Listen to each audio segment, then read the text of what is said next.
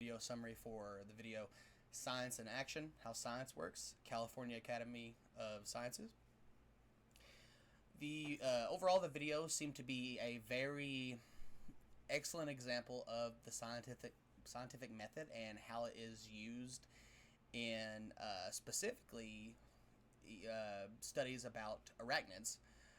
It starts out with a group of 3 scientists finding a brown colored spider that they are unsure what species it may be a part of, and how they go through a process step by step in order to determine if it is actually a new species or if it is maybe a subspecies of an already known spider.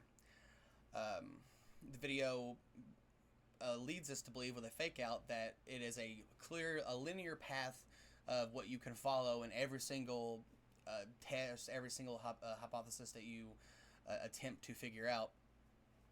However, the main speaker, which I will call her the main speaker, very quickly said that is not at all the case. And in fact, you will very often see yourself maybe starting at one place, going back, or going to another place, going to a place after that, and then instead of going to your 4th place, maybe you go back to the 2nd spot. Maybe some kind of information comes up halfway through your studying that makes you start all over. It can be a long, tedious process, but I would say, very worthwhile one.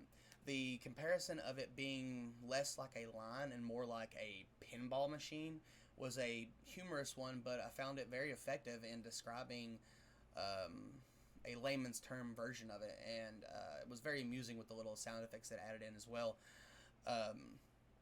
They determined that this spider was in fact a new one,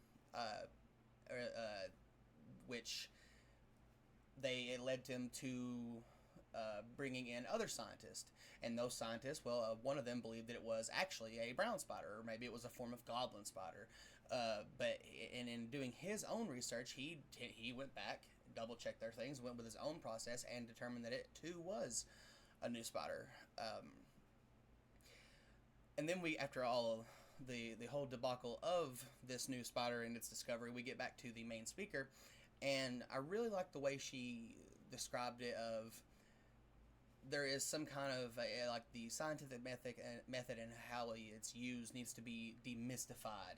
That it isn't necessarily this crazy and super intimidating thing that if you go about it, you have to go a certain way. In fact, it seemed that there is no correct way to go about it, and it's all a matter of just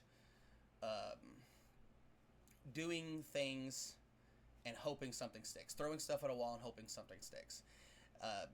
I found the video very interesting. I do enjoy animal sciences, not enough to be a scientist, but I enjoy seeing when they discover new ones, especially considering how long these creatures have been on the planet and how long we as humans have been on the planet, and yet we still to this day are uncovering new things that we did not expect to find.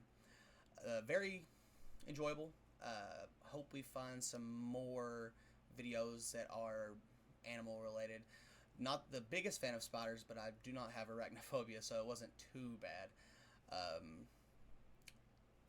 I'd say overall, I would use this in a classroom very, very quickly, and I found it very efficient.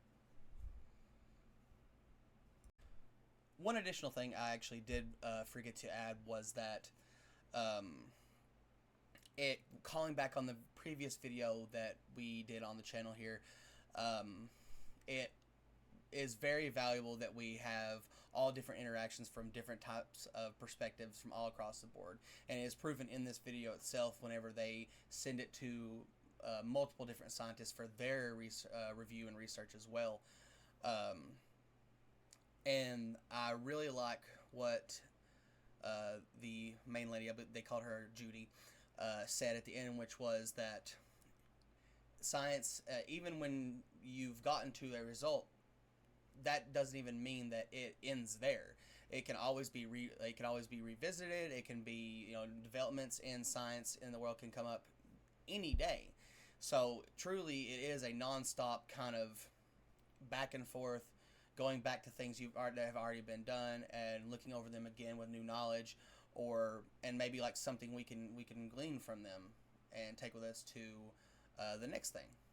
And that was a very good comparison, and I enjoyed her speaking the most of anyone in the video.